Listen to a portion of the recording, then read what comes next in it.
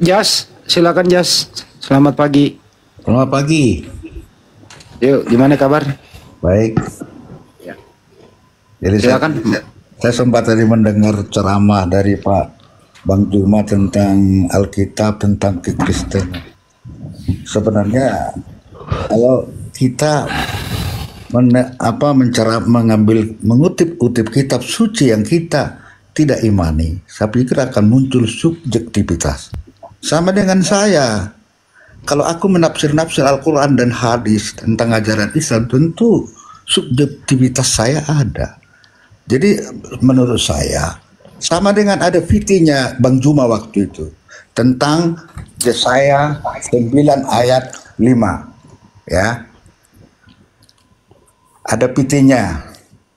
Yesaya 9 ayat 5, sebab seorang anak telah lahir untuk kita, penasihat ajaib, Allah yang perkasa, Bapa yang kekal, Raja damai. Bang Juma mengatakan itu nubuat bagi Muhammad. Ya. Jadi ayat Alkitab ditafsirkan, ditarik, dicocok-cocokkan untuk pembenaran nabinya. Saya pikir gini, kok kan Al-Quran dengan Alkitab kan terpisah. Kitabnya aja sudah beda, ibaratnya rumahnya sudah berbeda. Ya, Al-Quran ada tahun 700. Ya, Taurat sebelum Masehi, Injil abad pertama, abad ke-7 baru ada Al-Quran.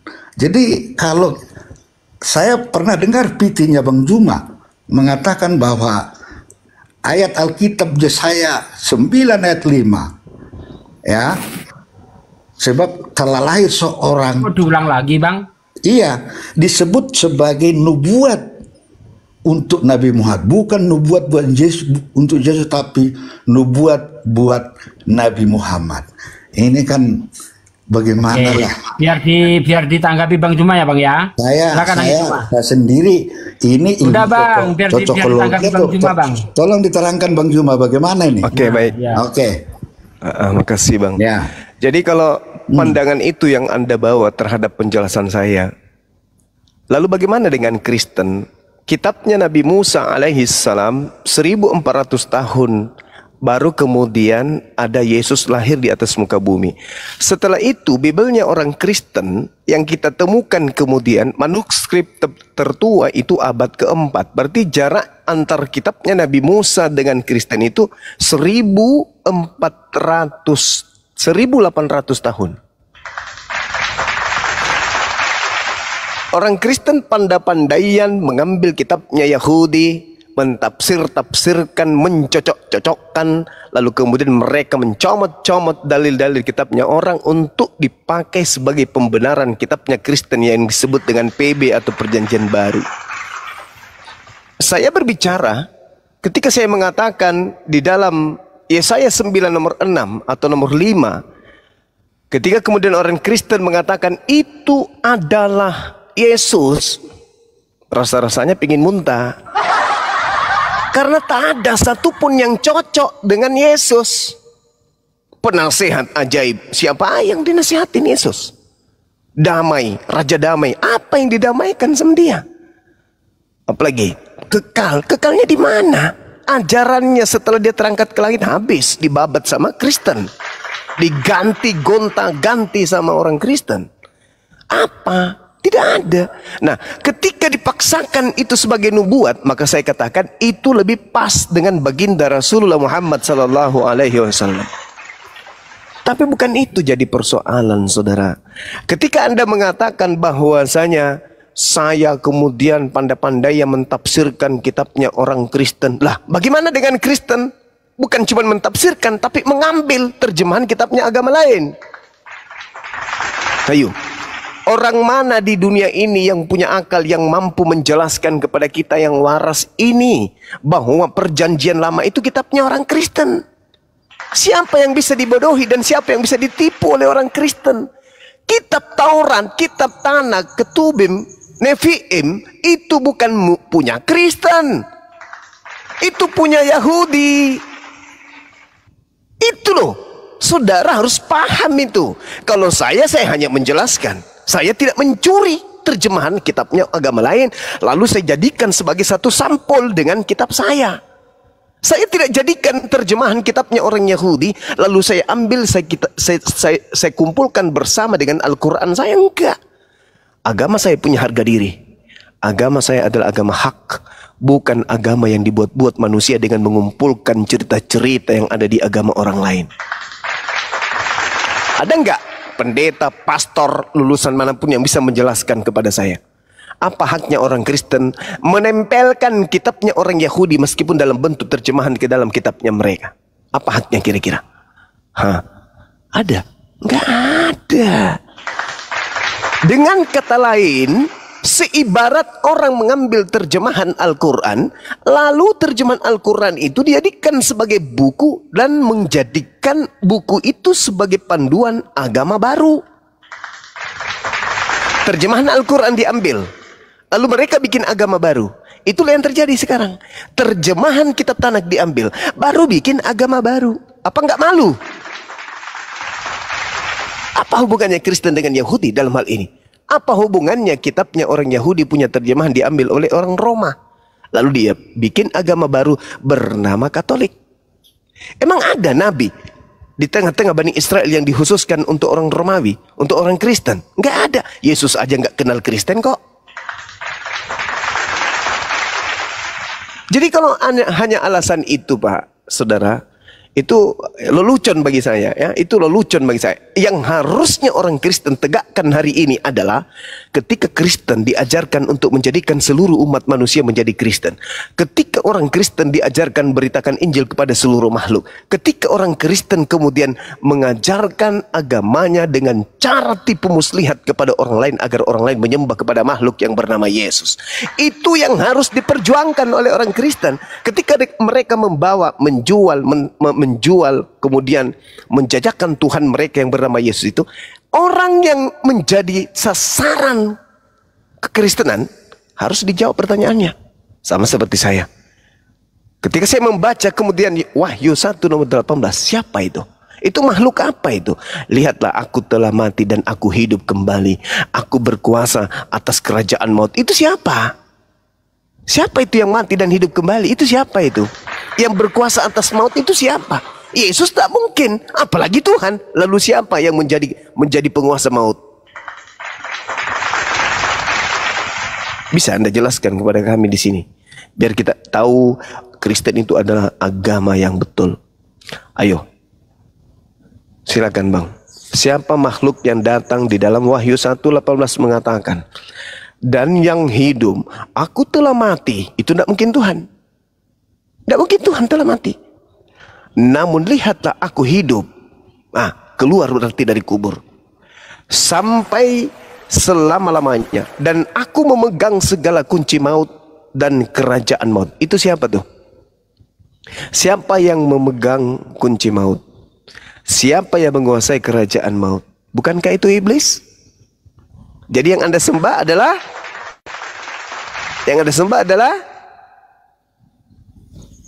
iblis. Itu dia jawabannya. Silakan. Izin bertanya sebentar. Boleh? Silakan Paman. Matius 8 ayat 20. Serigala mempunyai liang dan burung mempunyai sarang. Tetapi anak domba tidak mempunyai tempat untuk meletakkan kepalanya. Kasih memangnya. Itu maksudnya gimana? Nakuri sampeang. Yesus gembel apa? Diibaratkan Yahudi punya kiblat, Islam punya kiblat, tapi anak domba tidak tempat kiblat, tidak punya tempat kiblat. Itu begitu bukan? Izin turut. Oh, puang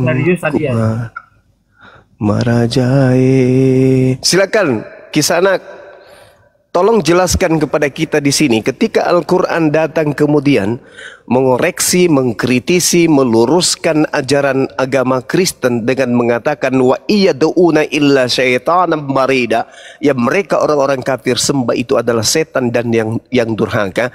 Dan ternyata pengakuan Yesus anak Maria pun mengatakan hal yang sama. Iblislah yang menjadi bapakmu dan kamu mau melakukan keinginan-keinginan bapakmu. Hari ini saya bertemu dengan saudara-saudara saya Kristen. Dia mengatakan bahwa sosok yang datang di dalam kitab Wahyu itu adalah Tuhan mereka. Di situ ada data yang mengatakan, aku yang telah hidup, yang telah mati, namun lihatlah aku hidup sampai selama-lamanya dan aku memegang kunci kerajaan maut. Itu siapa, Bang?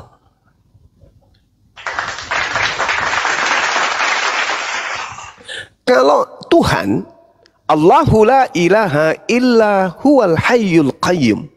Tuhan hidup kekal, tidak mengalami kematian. Ulangan 32 nomor 39. Akulah Tuhan, akulah yang maha menghidupkan dan yang maha mematikan. Yang di dalam Wahyu, aku mati dan aku bangkit kembali. Dan aku adalah penguasa kerajaan maut. Itu siapa, Bang? Tunggu, boleh saya berbicara? Ya kalau saya... Iya, silakan. Silakan. Saya di mute terus nih. Jadi, silakan, Bang. Begini Bang Juma, kalau Bang Juma menafsirkan Alkitab menurut keimanan saudara itu kan berbeda. Sudah disebutkan Yesus mati dalam kemanusiaannya. Dia masuk ke dalam mengalahkan kerajaan maut. Ya, dia mengalahkan kematian. Dia bangkit dan ini fakta sejarah. Dan fakta sejarah ini kita tutup saja pada saat dari abad pertama sampai abad ke-6 tidak ada yang menyangkal penyaliban Yesus. Kitab suci kita tutup, kita buka tulisan sejarawan. Pada abad pertama sudah menulis fakta sejarah penyaliban. Ada beberapa sejarawan, Flavius Josephus ada kita sebut. Tetapi pada abad ke-7 mengatakan, tapi memang Nabi Isa katanya kan, ya Nabi Isa tidak disalib ya tidak masalah, karena Nabi Isa bagi kami bukan Tuhan Yesus, no problem sebenarnya. Tapi kalau dikait-kaitkan Nabi Isa lalu dikatakan Yesus tidak disalib dan dikatakan digantikan, diserupakan, lah siapa namanya orang yang diserupakan? Tidak terjawab juga siapa. Bukankah ini hanya isu? Kalau orang misalnya orang kita salibkan ternyata KW, berarti kita tertipu kita menyalibkan orang. Ada penipunya karena digantikan. Itu kan menjadi liar. Jadi padahal di dalam tafsir kuno pun Isa itu wafat, Yesus itu disalibkan. Jadi para ulama sendiri pun berbeda tafsir. Tetapi kalau Nabi Isa ya, tetapi kalau dikaitkan dengan Yesus tidak disalib, kita tutup kitab suci, kita buka catatan sejarah non-Kristen orang ya pada abad pertama sampai abad ke-6 tidak ada yang mengatakan Yesus tidak disalib, tidak ada. Lalu abad ke-7 disebut Nabi Isa tidak disalib tapi digantikan. Di sini pun ada persoalan. Tafsir berbeda juga. Ada tafsir yang mengatakan tidak digantikan tapi benar disalibkan. Ya, terus siapa nama yang digantikan? Ya, disebut Judas Iskariot. Mana dalilnya? Ada enggak ditulis di kitab suci Al-Quran Judas Iskariot? Tidak ada juga. Jadi menjadi isu liar. Ya, jadi tidak ada kepastian. Yang namanya ajaran itu menurut saya harus pasti. Yesus disalib, bangkit hari ketiga, 40 hari di bumi, naik ke surga, disaksikan orang banyak termasuk murid-muridnya. Dan mengucapkan, aku naik ke surga untuk menyediakan tempat bagimu. Karena memang aku bukan datang dari dunia, aku datang dari Dia. Karena Dialah firman Allah yang mengambil rupa jadi manusia, bukan persetubuhan suami istri menjadi manusia Yesus. Oleh karena itu dah firman Allah satu dengan Allah, sama dengan rohku satu dengan tubuh saya, perkataanku pun satu dengan saya, dengan tubuh saya, pikiranku pun satu dengan tubuh, bukan tiga saya. Itu mengerti. Jadi mohonlah jangan kita menceramahi sebagai Juma, harusnya menerangkan kitab-kitab Al-Quran dan hadis, bukan menerangkan menurut versi pertama saya akan protes bahwa kitab Taurat, kitab yang diimani umat Kristen, umat Yahudi dan Samaria. Kristen dan Yahudi itu saudara tua iman. Perbedaan penafsiran tentang Mesias yang kami berpisah. Bahwa Kristen sudah percaya atas nubuat bahwa Mesias yang dinubuatkan itu ya sudah hadir, yaitu Yesus. Tapi Yahudi sampai sekarang masih Panjang gantian. ya, Udah panjang begitu. gantian. Terima kasih. Iya. Izin turunnya. Cocok Bapak ini di gereja, cocok di gereja, cocok sekali di gereja. Kenapa? Karena orang-orang di gereja itu nggak ngerti Bible. Beda kalau Anda berbicara di hadapan saya, semua yang Anda sampaikan itu dusta. Semua yang disampaikan itu dusta. Anda harus, saudara harus tahu, Yesus itu pihak pertama sebagai sumber pengajaran kepada murid-muridnya. Muridnya itu adalah pihak kedua. Pihak kedua ini adalah Bani Israel. Kristen ini pihak entah dari mana-mana datangnya. Ketika Yesus melakukan pengajaran, Kristen tidak dianggap. Jadi kalau Anda mengatakan, Yesus pergi menyediakan tempat bagimu, aku ke surga menyediakan tempat bagimu, di situ adalah pihak kedua. Pihak kedua itu adalah Bani Israel. Sedangkan Kristen ini Bani apa? Kristen ini Bani apa? Anda mengatakan kakak tertua, aduh, pingin muntah, cuman lupa di mana tempatnya. Maaf Pak Juma, jangan berbicara. Sabar dulu. Saya juga. Sabar dulu, saudara. Sabar dulu. Tunggu dulu. Berbahasa itu yang enak lah. Kita jangan. Anda melakukan penipuan dengan mengatakan Yahudi itu anak kakak tertua. Sejak kapan? Sejak kapan kemudian Kristen dan Yahudi kakak adik? Sejak kapan? Siapa yang disebut oleh Yesus sebagai penyesat? Siapa yang disebut oleh Yesus sebagai ular beludak? Siapa yang disebut oleh Yesus sebagai anjing? Hah? Itu saudaranya rupanya. Sudah muncul rupanya ada domba bersaudara dengan anjing. Ada? Nggak bisa saudara. Domba bersaudara dengan domba kambing. Kalau gugu, kalau anjing serigala yang bersaudara. Penafsiran tentang perpisahan. Sabar. Kalau Anda mengatakan perbedaan penafsiran, Anda juga cuma nafsir kok. Anda nggak mengerti bahasa Ibrani? Anda ngerti bahasa Ibrani? Kok ketawa pedis? Anda ngerti bahasa Ibrani? Ngerti? Ya saya orang Indonesia lah. Ya itu dia, berarti Anda cuma tafsir juga kan paman. Begini cuma kalau begini apa? Mencurigai begini apa? Al-Quran pun diterjemahkan oleh Kementerian Agama oleh ahli bahasa, dan itu saya baca ahli bahasa di Departemen Agama menerjemahkan Al-Quran, dan itu saya percaya itulah artinya bahasa Indonesia. Jadi kalau kita kembali ke teks asli saya tidak tanya itu, saudara. Jadi saya tidak tanya itu. Yang saya tanya adalah apakah Anda bisa bahasa Ibrani? Anda ngerti, Anda bisa baca Ibrani? Kalau Anda nggak bisa baca Ibrani, berarti Anda hanya mentafsirkan kitabnya orang Yahudi. Itu baru betul. Anda tukang tafsir. Kalau saya, Anda kan pendeta nih. Anda memahami Bible hanya berdasarkan bahasa Indonesia, bukan? Berarti ilmu kita setara. Saya masih mending, karena saya bisa Ibrani. Baca ejaan Ibrani saya bisa. Anda nggak bisa, berarti ilmu saya lebih di atas daripada Anda. Kan gitu. Maksud saya gini, Anda tidak percaya kepada penerjemah-penerjemah di lembaga-lembaga keagamaan. Jadi saudara, saya membaca, selalu saya referensi soal Al-Quran ya, terjemahan Departemen Agama, karena saya percaya di sana ada ahli bahasa. Tapi Islam saya itu tidak perlu kembali ke bahasa Arabnya, tidaklah. Salah, Anda salah. Kelirunya di situ, saudara. Memahami Islam, Departemen Agama, memahami Islam itu, saudara, memahami Islam tidak hanya dengan ilmu terjemah. Itu bikin malu. Paham Islam pakai terjemah saja. Betul, untuk memahami Islam salah satu ilmunya adalah terjemah. Tapi masih ada kurang lebih 14 ilmu yang Anda harus kuasai yang lain untuk memahami Al-Quran. Paham ya sampai situ? Berbeda dengan Bible. Bible Bible diimani itu bukan dengan paham, bukan dengan mengerti. Bible itu cuma dipercayai tok, bukan didasari dengan kajian ilmu Bible itu. Jadi Bible itu. Jadi begini.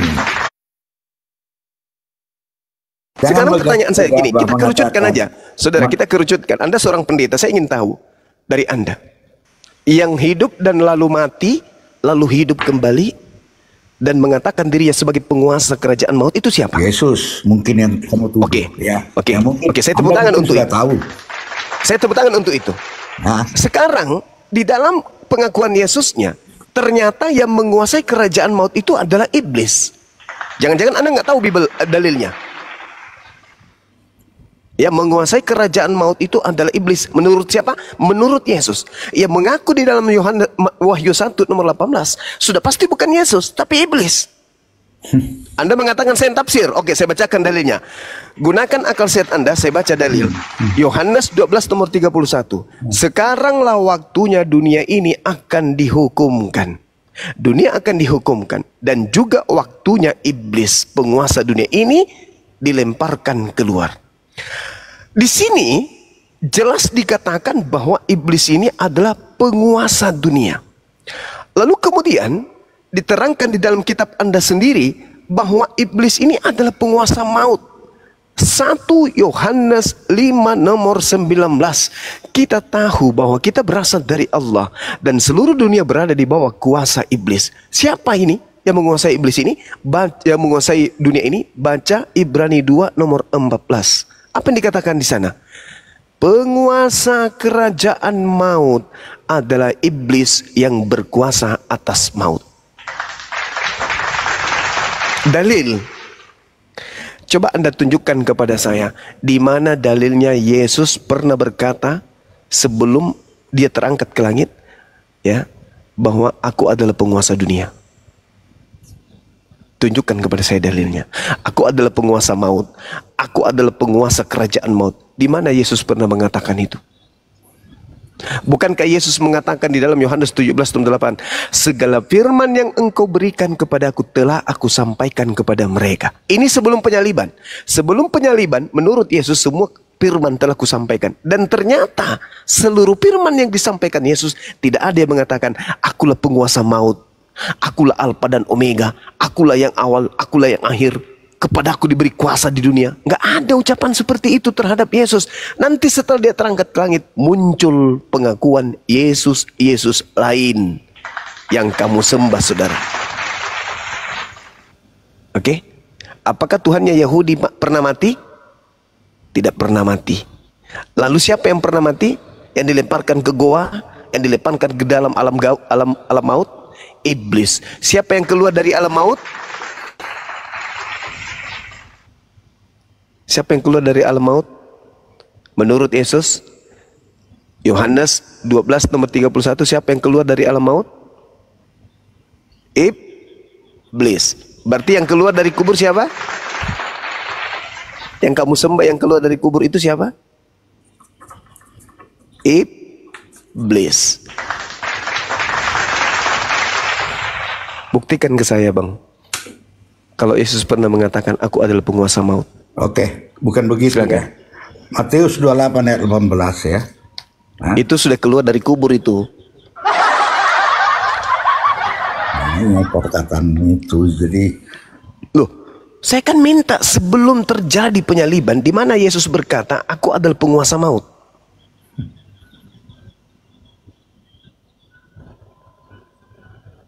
Bukankah Yesus sendiri yang berkata?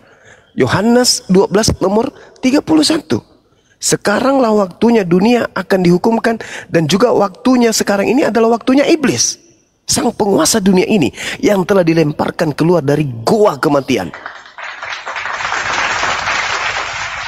Siapa yang keluar dari goa kematian? Siapa yang dilempar keluar dari kuburan?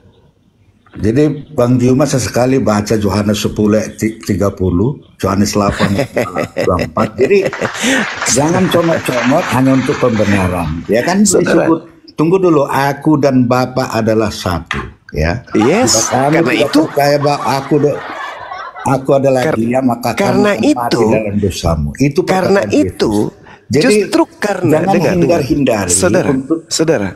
Saat tunggu dulu saya bicara. Enggak perlu terlalu panjang. Anda panjang. Saya perlu. Boleh panjang. Anda mengatakan Yohanes 10 nomor 30. Aku dan Bapa adalah satu. Kalau Yesus dan Bapaknya adalah satu, mungkinkah Yesus mengalami kematian? Jawab dulu ini. Dia mati disalib dalam kemanusiaannya. Tadi katanya satu. Lah, Aku dan Bapak adalah satu. Bapak tidak pernah mati, Yesus mati. tunggu Satu dulu enggak ya. tuh? Anda percaya enggak kalau Satu mungkin enggak? mungkin konsep kita berbeda. Firman Oh, jelas. Jelas firman berbeda. Allah dengan Allah itu satu. Mungkin sama kalian beda. Enggak. Ya, Jangan ke maka- situ, jangan ke situ. maka- Yohanes tunggu 10 nomor dulu. 30 yang Anda bawa. Aku dan Karena- Bapak adalah satu. Iya, Ketika itu. aku mati, Bapak juga ikut. Loh, tuh, kan jangan lari. Jangan lari seperti itu. Bagi kami firman Allah dengan Allah itu satu, ya. Enggak, Tapi iya. kalau Ketika mungkin aku mati, konsep ketika di aku mati, teologi saudara, Islam itu ketika beda. aku mati, maka Bapak juga ikut. Ya. Nah, Karena Nabi Isa disebut juga roh Allah, ngawur. tapi disebut Kok larinya ciptaan. kemana-mana? Bapak Tapi- membawa jadi- dalil, Bapak yang lari kemana-mana. Ya maksud saya, jangan Apa tuh? Anda membawa Yohanes 10 nomor 30 kan? Aku dan Bapak adalah satu. Iya. Ketika aku mati, maka Bapak juga ikut Yesus mati disalib dalam Bapak mati juga. kemanusiaannya, mengambil Bapak rupa mati nggak? dalam Bapak mati nggak? Bapak dalam mati nggak? kemanusiaannya. Bapak Ngerti mati nggak nggak? dalam kemanusiaannya? Dalam kemanusiaannya. Bapaknya yang kutanya, Oke. bapaknya mati nggak? Dalam kemanusiaannya, ya itu. Bapaknya mati nggak? Yang mati dalam kemanusiaannya. Yang saya tanya, Bapak dan aku manusia, dia berujuk manusia dan ternyata bangkit lagi. Tidak dikubur sampai sekarang di bumi. Untuk membuktikan ucapan Anda sanggaan dan penafsiran buta Anda bahwa Yesus itu adalah yang mati dan Yesus satu dengan Bapa. Pertanyaan saya, ketika Yesus Anda katakan mati menjadi mayat, apakah Bapak jadi mayat juga? Yesus itu manusia 100%, Allah 100%. Jadi yang dimati Oke. sebagai daging. Berarti ketika dia mati, Bapak juga mati. Tunggu dulu. Jadi saya terangkan keimanan kami, bukan Anda menerangkan keimanan Kristen. Enggak, saya cuma Bukan bertanya. Anda. Saya bertanya Nih, loh. saya bukan Anda punya iman Bapak Yesus satu. Ketika Yesus mati, Bapak ikut mati. Betul? Mestinya Satu kan? konsisten. Mestinya konsisten. Ya konsisten dong. Jangan giliran Anda kejebak. Oh, Bapak dan Yesus satu. Oke, kita ikutin. Ketika Yesus mati, ketika Yesus dicebokin, ketika Yesus dinetein, Bapak juga dinetein gitu. Hah? Hei, saudara. Jadi saya katakan kepada saudara, Yesus dan Bapa itu satu, makanya Yesus tidak mati. Karena Bapa senantiasa memperhatikan hambanya yang suci itu. Yang mati ini siapa? Itulah penguasa dunia yang keluar dari kubur, yang kamu sembah. Beda dengan Yesus anak Maria. Yesus berkata dalam Yohanes 12:31, sekarang waktunya dunia ini dihukum dan waktunya saat ini adalah waktunya iblis sang penguasa dunia dilemparkan keluar. Pertanyaan saya dulu, Bang. Tolong konsentrasinya, Bang. Konsentrasi pertanyaan saya. Menurut Yesus, iblis mulai sekarang dilemparkan keluar. Iblis dilempar keluar dari mana? Jawab pertanyaan saya, silakan.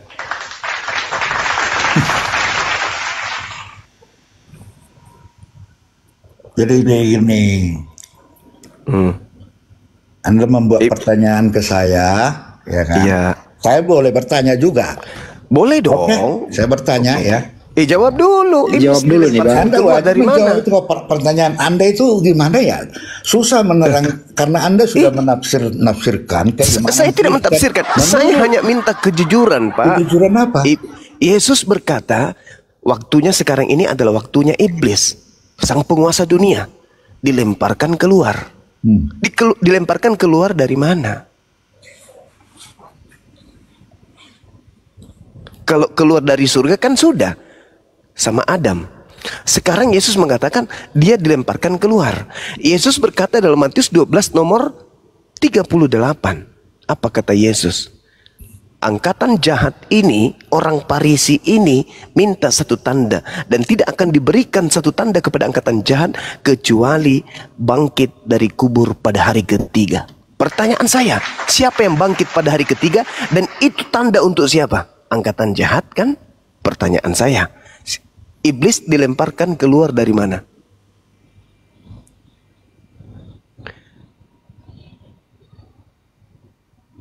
Dari kubur.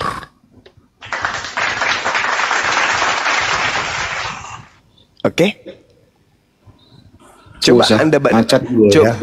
Coba Anda bandingkan ajaran Yesus ketika dia hidup dan ajaran Yesus ketika dia keluar dari kubur. Sama nggak? Yesus membangkitkan orang mati sebelum dikubur dia ya. Sebelum membangkitkan orang mati. Ya, Saya itu percaya. belum dikubur itu. Belum. Ya, saya percaya itu. Tunggu kenapa dulu. dia? Berarti Kenapa dia? tunggu Sabar. Saya bicara dulu. Saya bicara. Kenapa dia membangkitkan orang mati? Berbicara Atas dulu. kuasanya atau atas kuasa atas Tuhannya? kuasanya, karena memang dia Bukan atas kuasa Tuhannya. Allah, dia sendiri manusia 100% Allah. Ya, 100%. itu Anda sudah menggabungkan. Itu Anda sudah menggabungkan Yesus yang keluar dari kubur. Pertanyaan saya sekarang, ketika Yesus membangkitkan orang mati, itu kuasanya sendiri atau kuasa dari Tuhannya? Ketika saya berbicara, Anda nyeropot. Yesus membangkitkan orang mati dalam kekuasaannya, itu berkuasa atas nyawa. Nyawa di tangan Tuhan. Begitu kita orang. Sekarang pertanyaan saya apa? Yesus membangkitkan Lazarus atas kuasanya sendiri atau atas kuasa Tuhannya? Jangan di-mute. Jangan mute terus ya, udah saya izin turun. Jangan. Enggak. Saya sudah tanya kepada teman, jangan di-mute. Sekarang pertanyaan saya, Bang. Yesus membangkitkan orang mati atas kuasanya sendiri atau atas kuasa Tuhannya? Saya sudah bilang Yesus itu 100% manusia, 100% Allah, karena dia saya Allah, tidak tanya Allah. Yesus itu siapa, firman saudara. Allah itu dengan saya Allah tidak satu. tanya Yesus Kalau itu konsep kita siapa. beda, ya lain. Saya tidak tanya Yesus itu siapa. Saya tanya Yesus membangkitkan orang mati. Sebagai dia kan, saya sudah bilang Yesus itu Allah. Yesus itu manusia karena dia kata Allah. siapa? Firman Itu kata Allah siapa yang itu kata siapa? Berupa. Anda mendapatkan ilmu Yesus itu manusia dan Yesus itu adalah Tuhan itu sendiri, itu ilmu dari mana? Yohanes sudah ada, aku dan Bapa adalah satu. Aku dan Bapa adalah satu. Ini siapa itu? Jadi ketika ia mati, percaya bahwa aku dan Bapa, kau akan mati dalam dosamu. Itu satu apa dia? Dia satu apa? Tanya dulu saudara, dia satu apa dengan Bapa? Ya, Anda tadi kan Anda ingin memisah-misahkan dia. Iya, memang harus dipisah. Memang harus dipisah. Untuk menjawab pernyataan Anda, Yesus dan Bapa adalah satu. Coba Anda baca Yohanes 8 nomor 29. Aku dan Bapa adalah dua. Ayo. Satu di sana, jawabannya karena dia senantiasa melaksanakan segala perintah yang diperintahkan Bapa kepadanya. Makanya dia satu. Karena dia senantiasa berkenan di hadapan Bapaknya. Baca Yohanes 8 nomor 29. Aku dan Bapa adalah dua. Baca. Yang itu. Baca. Yang saya sudah bacakan, aku dan Bapa adalah satu. Tapi Yesus mengatakan, aku dan Bapa adalah dua. Yang mana yang betul ini? Yesus mengatakan aku dan Bapa adalah dua. Gimana dong? Gini, oke lah, kita sudahi soal itu. Saya mau tanya dulu sebenarnya. Oke, kita ganti topik ya Bang Juma ya. Silakan. Yang jelas Anda harus tahu bahwa Yesus mengakui dia dan Bapaknya adalah dua, bukan satu. Tadi sudah sebut ayatnya aku dan Bapak. Yesus punya hidup sendiri, Bapak punya hidup sendiri. Hidup sendiri-sendiri ya? Iya, betul. Itu loh Bang. Yesus sendiri mengakui aku dan Bapa adalah dua. Jadi kita nggak bisa kemudian ngarang cerita aku dan Bapa adalah satu maka dia adalah Tuhan. Enggak. Yesus mengatakan aku berbicara sesuai dengan apa yang diperintahkan Bapa. Aku bekerja sesuai dengan apa yang Bapa perintahkan kepadaku. Makanya dia mengatakan itu. Coba Anda lihat di dalam Yohanes 8 nomor 16 sampai nomor 18. Yesus berkata aku dan Bapa adalah dua. Coba gimana baca itu, Yohanes 8 ayat 28. Karena itu tadi aku berkata kepadamu bahwa kamu akan mati dalam dosamu. Sebab jika kamu tidak percaya bahwa akulah dia, kamu siapa? akan mati dalam dosa. Dia itu siapa? sesekali kutip itu ucapan Yesus. Bahwa Dia siapa akulah dia. Jadi dia itu, siapa dia yang dimaksud di situ siapa? Ya sudahlah kalau begitu siapa-siapa lagi. Loh, Siapa? Kan ditanya. Dia kan ditanya, siapa yang menyembuhkan orang ini? Siapa Mesias itu? Maka dia mengatakan, akulah dia, sang Mesias. Apa Mesias itu? Apa Mesias itu? Manusia yang diurapi. Akulah dia manusia yang diurapi itu. Pencipta langit dan bumi ini manusia enggak?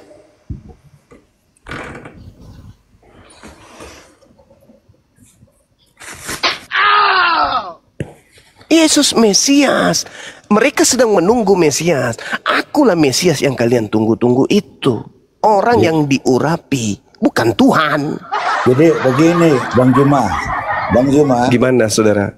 seandainya kita hidup di abad sebelum Masehi, kita Ketemu akan Yesus, baca. oh Bapak Tunggu habis dulu, Bang dibal-balin sama Yesus.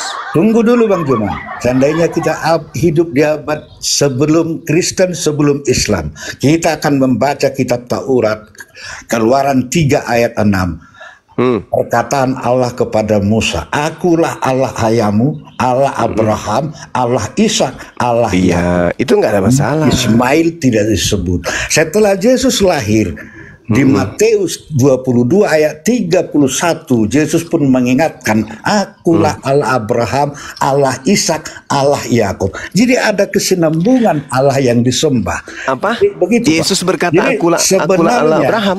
Di mana itu tertulis? di Matius 22 ayat 31. Yesus mengatakan akulah Allah Abraham gitu. Mengingatkan perkataan itu. Cak Ayu.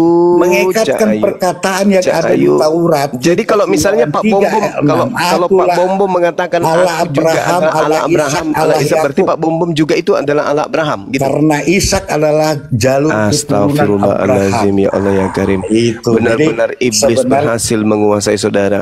Bagaimana mungkin kemudian orang yang Yesus itu tidak mengatakan akulah Allah Abraham. Dia cuma mengatakan, belum pernahkah kalian membaca apa yang dikatakan Allah tentang orang mati dibangkitkan kembali. Allah berkata, bukan aku berkata. La haula wala quwata illa billah. Betul-betul lah orang ini. Sudah terlalu jauh kali Anda sesat dan menyesatkan diri Anda sendiri. Oke? Sekarang kembali kepada awal pertanyaan saya tadi. Siapa yang hidup dan mati lalu hidup kembali dan dia adalah penguasa maut? Menurut Yesus itu siapa? Penguasa maut itu siapa menurut Yesus? Menurut Yesus loh yang saya tanya. Ayo Bang. Ayo. Penguasa maut ini siapa? Jangan di-mute terus saya, kok di-mute terus sih.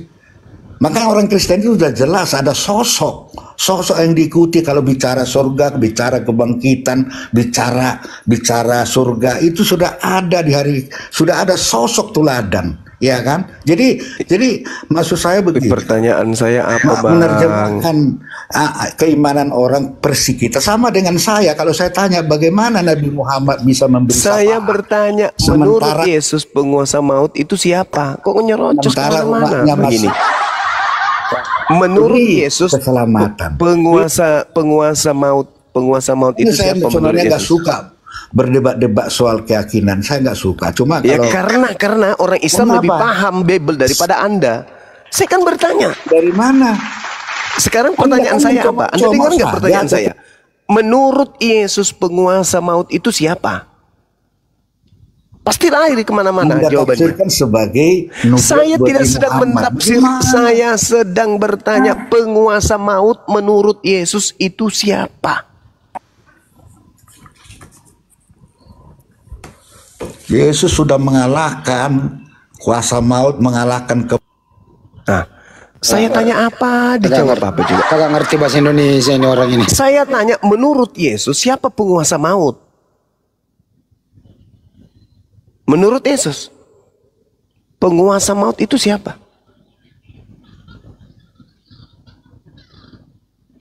Ayo Bang, bicara.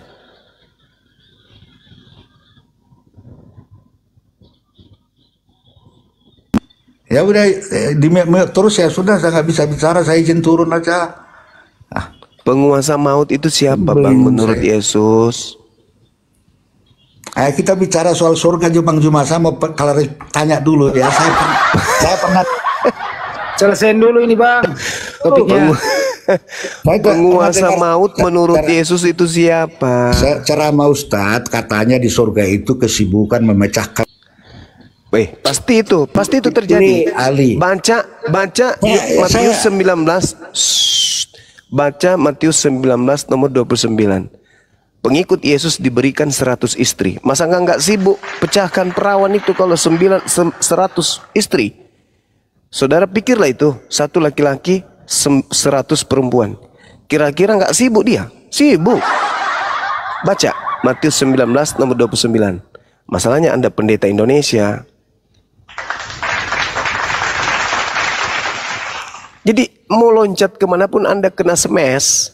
Nggak bisa Anda lolos selama Anda Kristen. Musuh terberat Anda adalah Bible. Baca Matius 19 nomor 29. Barang siapa yang meninggalkan istrinya karena Tuhan, maka dia akan memperoleh 100 kali lipat nanti di kerajaan surga. Ayo. 100 kali lipat istri Di mana kata istri disebut? Jangan potong-potong ayat. Matius 19 nomor 29. Jangan potong-potong. Saya cuma dengar ceramah Ustadz kesibukan di surga itu. Kamu mendengarkan ceramah, saya baca Bible. Lebih akurat saya. Saya baca Bible. Kamu ada nggak baca Quran mengatakan seperti itu? Kesibukannya ada nggak? Di dalam Al-Quran begitu, kesibukan seorang memecah perawan. Ada nggak? Saya ini membaca Bible.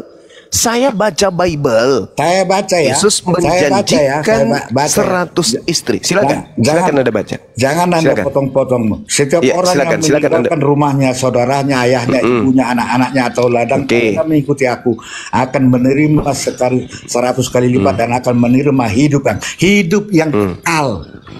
100 kali lipat kan?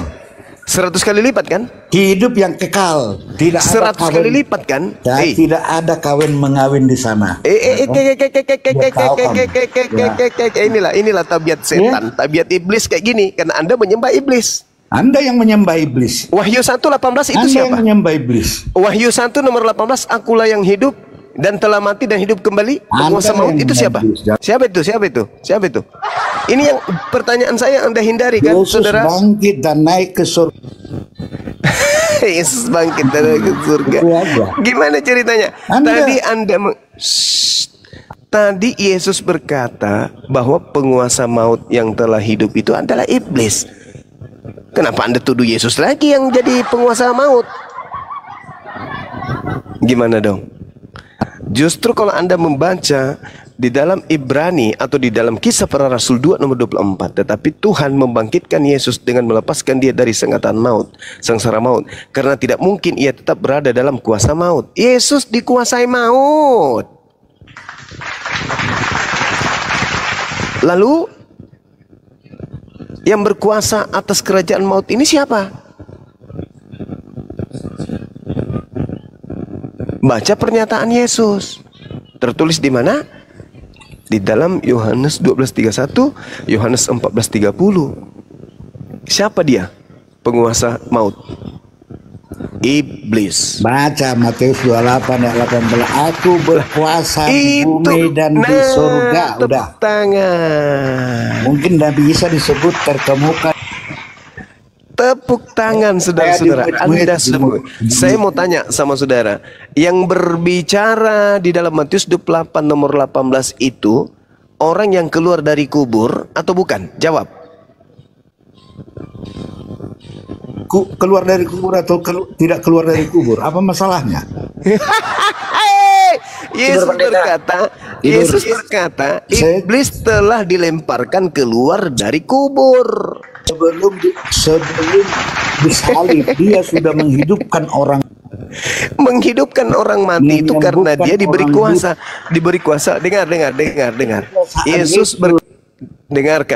Yesus berkata di dalam Yohanes 5 nomor 36, ada kesaksianku yang lebih penting dari kesaksian Yohanes, bahwa aku membangkitkan orang mati. Kuasa membangkitkan orang mati itulah yang bersaksi tentang aku bahwa aku adalah utusan Tuhan. Baca lagi Kisah Para Rasul 2 nomor 22. Orang-orang Israel harus tahu, yang kumaksudkan adalah Yesus dari Nazaret. bahwa Yesus adalah manusia ditentukan oleh Allah untuk melaksanakan kekuatan, mujizat, kekuatan, tanda-tanda dan mujizat yang dilakukan oleh Allah melalui perantaraan Yesus. Berarti yang membangkitkan Lazarus bukan Yesus, tapi Allah, tapi melalui nabinya bernama Yesus. Sedangkan yang berbicara, sedangkan yang berbicara di dalam Matius 28 nomor 18 itu adalah orang yang keluar dari kubur. Itu siapa yang keluar dari kubur itu menurut Yesus? Yang keluar dari kubur, yang dilemparkan keluar dari kubur menurut Yesus itu siapa? Jawab dulu ini. Ayo. Yang dilemparkan keluar dari kubur menurut Yesus itu siapa? Kan jangan tarik-tarik. Dia nggak bakal jawab. Yesus sudah menguasai kerajaan maut, berkuasa. Mau iblis pun berkuasa. Di mana Yesus mengatakan itu? Di mana Yesus? Di mana Yesus mengatakan bahwa dia adalah penguasa kerajaan maut? Di mana? Di mana? Ini yang saya tanyakan tadi. Di mana Yesus pernah mengajarkan aku adalah penguasa kerajaan maut? Itu Yesus sampaikan di mana itu? Di terus nggak fair lah kalian. Di mana bang? Jawab dong. Di mute terus, bagaimana menjawab? Sebentar ngomong. Karena Anda tidak menjawab, Anda bicara yang lain. Di mana Yesus pernah mengaku, akulah penguasa kerajaan maut? Di mana Yesus mengaku itu? Di mana bang? Berkuasa di bumi dan di surga sudah sama itu. Itu adalah ucapan orang yang keluar dari kubur, yang dilempar dari keluar. Hei, gimana sih orang ini? Yesus berkata dalam Yohanes 12 nomor 31, sekaranglah waktunya dunia ini akan dihukum, dan juga waktunya iblis saat ini, yaitu penguasa dunia ini yang dilemparkan keluar. Pertanyaan saya, iblis dilemparkan keluar dari mana? Lah Yesus sendiri yang berkata seperti itu. Yesus kan yang Anda tadi mengutip Yesus berkata, ya kan?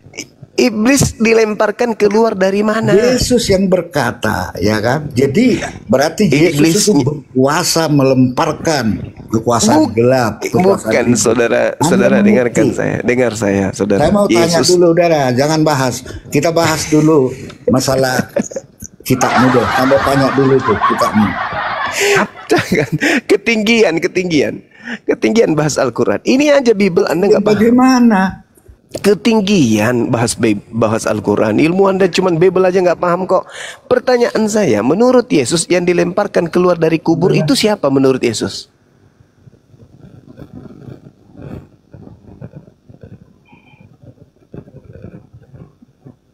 Bang, nangis nggak jawab. Bang, berapa tusuk? Tidur bang. Saya hanya ingin meluruskan, saudara. Meskipun Anda seorang tidak punya, Anda lebih baik menerangkan. Saya punya tugas itu adalah meluruskan Anda. Menurut Yesus, yang dilemparkan keluar dari kubur itu siapa? Saya nggak bisa ngomong, di mute terus. Itu pertanyaan saya sampai capek lo mengulang, saudara. Yang dilemparkan keluar dari kubur menurut Yesus dalam Yohanes 12 nomor 31 itu siapa? Yesus tidak jadi maksudmu Yesus itu tidak dilemparkan dari keluar dari kubur. Saya tidak bilang Yesus yang dilemparkan. Saya tanya, menurut Yesus dalam Yohanes 12 nomor 31, siapa yang dilemparkan keluar itu siapa? Anda mute terus, saya gimana mau jawab? Ngomong. Nggak jawab, silakan. Jangan di mute, silakan. Udahlah. Baru ngomong sebentar di mute. Ini saya nggak fair. Anda tidak mau jujur, saudara, bahwa sebenarnya yang dilemparkan keluar dari kubur itu adalah Tuhan saudara bernama Yesus. Anda yang menafsirkan itu. Anda di mana? Saya tidak mentafsirkan. Saya tidak mentafsirkan. Di mana benar kalimat itu? Saudara. Saya tanya sama saudara. Dengarkan kalimat itu. Anda dengarkan. Dengarkan satu. Bang Jumai itu. Yang keluar dari kubur namanya Yesus, betul? Di mute terus di mute. Anda yang menafsirkan itu, Yang keluar dari kubur namanya Yesus, betul? Anda menafsirkan sendiri kitab suci orang, menarik cocokologi. Yang keluar dari kubur namanya Yesus, betul? Ya, betul. Di kitab sucimu pun tidak ada yang itu. Anda sembah Hadis pun bernama tidak Yesus ada yang itu. keluar dari kubur itu, betul? Betul. Nah, Hadis sekarang di hadis. mari kita cross check. Wahai Yesus, ya paman, siapa yang dilemparkan dari kubur? Baca Yohanes 12 nomor 31. Siapa itu? Di hadis pun tidak Iblis. ada itu, ya. Saya pikir Yohanes Nabi Muhammad pun tidak ada seperti itu. 12:31. Yohanes 12 nomor 31, yang dilemparkan keluar dari kubur adalah iblis. Di hadis Yang Anda sembah adalah makhluk yang keluar dari kubur. Siapa dia? Siapa dia? Bang, siapa dia? Yesus berkata iblis dilemparkan keluar dari kubur. Yang Anda sembah adalah makhluk yang keluar dari kubur. Siapa itu, Bang? Yesus bangkit mengalahkan kematian. Udah, Mau bangkit kek, mau apa kek, Ya, yang jelas selesai, kan? Tuhan Anda keluar dari narik-narik. kubur, betul? Daripada dikubur sampai sekarang di bumi. Ya kan dia bagaimana? bukan Tuhan. Yesus Sama naik ke seperti surga. Nabi Musa. Nabi Musa Naik juga ke dikubur surga. sampai sekarang. Nabi Dia Musa naik juga ke sampai surga, sekarang. bedanya. Karena Nah, memang sekarang Yesus adalah oke. Sekarang firman oke. Tuhan Oke, saya berwujud ikuti. manusia. Saya ikuti Firman Anda. Tuhan Saya berwujud ikuti Anda. Saya ikuti. Saya jempol Anda. Tuhan Anda bernama Yesus keluar dari kubur, betul?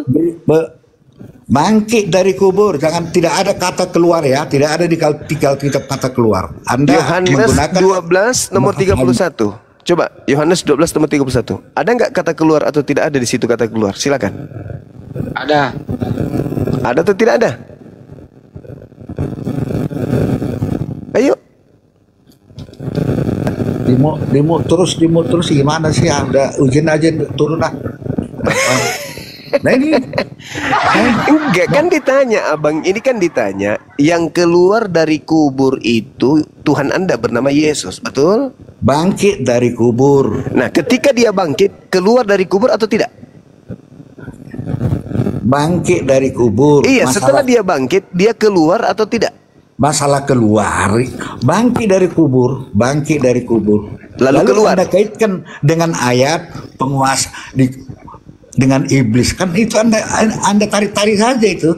Loh, Anda Yesus yang berkata kok, bukan Berkata saya. apa? Yesus yang berkata, dengarkan baik-baik. Iya. Sekaranglah waktunya dunia akan dihukumkan, dan juga waktunya iblis penguasa dunia ini dilemparkan keluar. Lah iyalah. Nah, sekarang iblisnya menurut kitab 2 Petrus 2 itu disimpan di mana? Di dalam gua kan? Betul? Kalau di dalam gua itu bukan kubur berarti ya. Kalau gua bukan kubur. Berarti Bukan kubur katanya. bukan kubur kalau gua. Nah, sekarang Yesus saya ikutin dikubur di aja. mana? Kutanya samamu, sekarang Yesus dikubur di dalam gua atau bukan? Nah kalau dikubur itu Yesus itu Yesus itu kalau bukan Kutanya dulu. Yesus dikubur di dalam ruang milik Yusuf Arimatea yang berupa goa, betul? Pernah Anda membaca bagaimana Maria masuk ke dalam kuburnya Yesus? Kenapa dia bisa masuk ke dalam kuburnya Yesus? Bertemu dengan sosok yang bernama Yesus juga, yang adalah malaikat. Sampai di sana ngobrol-ngobrol dia di dalam. Kenapa? Karena tempat meletakkan jasadnya Tuhan Anda itu adalah goa milik Yusuf Arimatea. Nah, yang keluar dari goa ini siapa? Menurut Yesus. Jangan menurut Bang Suma, nanti kalian sakit hati. Menurut Yesus, Yohanes 12 nomor 31, yang keluar dilempar dari dalam goa ini siapa?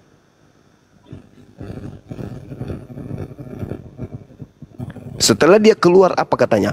Kepadaku telah diberi kuasa baik di langit maupun di bumi. Ya, belum dia dikubur sudah menghidupkan orang Jadikanlah mati. seluruh bangsa menjadi udah melakukan pengikutku. mujizat. Itu siapa, Bang? Itu siapa? sudah melakukan mujizat sebelum. Kalau kita bicara setelah kubur. Ini ngomong apa sih ini orang yang pindah-pindah topik ya? Lain ditanya, lain dijawab, menghindari. Kalau dia ini nyembah setan. Ya kalau begitu. Pertanyaan saya loh, ada nabi, sederhana loh. Ada nabi. Menurut Yesus, yang keluar dari kubur itu siapa menurut Yesus? Kalau bicara gua, hero itu tempat iblis, berarti mengikuti pikiranmu. Kalau mengikuti pikiranmu tadi, gua tempat. Saudara, Yohanes 12 nomor 31, sekaranglah waktunya dunia ini dihukumkan dan juga waktunya iblis penguasa dunia ini dilemparkan keluar. Oke? Kemudian Yohanes 14:30, iblis ini adalah penguasa dunia. Yohanes 12 nomor 31, iblis mulai waktunya menguasai dunia sebab iblis dikeluarkan dari tempatnya. Pertanyaan saya, menurut Yesus yang keluar dari kubur itu siapa? Pasti jawabannya lari kemana-mana. Yang keluar. Anda kok fokus di situ? Kalau bicara gua tadi tempat iblis, gua hero itu bagaimana nanti ceritanya gua hero? Mana dia? Anda. Kenapa? Anda. Siapa? Siapa yang dilemparkan dari goa? Siapa? Tempat iblis. Siapa yang dilemparkan dari goa? Lalu bagaimana dengan siapa yang dilemparkan dari goa, dari alam maut? Menafsir-nafsirkan. Siapa bang yang keluar dari alam maut itu siapa? Nabi Muhammad tidak mati di dalam gua Hira. Hanya ada menemui sosok dan tidak tahu. Sejak kapan diketahui itu Gabriel? Pertanyaan saya sederhana. Pertanyaan saya sederhana. Menurut Yesus, yang dilemparkan dari dalam goa itu siapa? Kalau memang gua tempat iblis, hari mengikuti pikiran Pak Juma, gua hero itu apa lagi kalau begitu? Oke, anggaplah pernyataan. Oke, anggaplah pernyataan Anda itu tidak betul. Tahu siapa? Saya ikuti. Anggaplah pernyataan Anda itu betul. Yang keluar dari goa itu iblis. Berarti, apakah Anda sudah mau mengakui bahwa yang keluar dari kubur itu juga adalah iblis? Ayo. Ingat ya, kami tidak menyembah Nabi Muhammad. Kami tidak menyembah Jibril yang ada di Gua Hira. Berbeda dengan Anda. Berbeda dengan Anda. Anda menyembah makhluk yang keluar dari goa, kubur. Muhammad itulah. Kami tidak menyembah Nabi Muhammad. Udah buang aja nih orangnya. Kita buang, kadang nggak nyambung. Saya pernah mendengar perkataan. Masalahnya dia pendeta. Pendeta tolong begini nggak nyambung dari biarin aja, biar jemaatnya yang menilai di bawah. Sekarang saya mau tanya, jemaatnya yang menilai. Sekarang saya mau tanya samamu, Anda mengatakan Nabi Muhammad keluar dari goa, oke? Ada makhluk yang keluar dari goa juga bernama Yesus. Nah, kami tidak menyembah Nabi Muhammad, kami tidak menyembah Roh Kudus. Nah, sekarang Anda menyembah makhluk yang keluar dari kubur.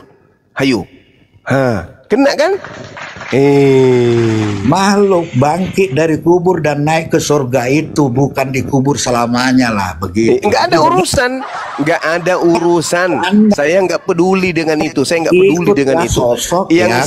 Yang saya katakan kepada saudara ini adalah Yesus berkata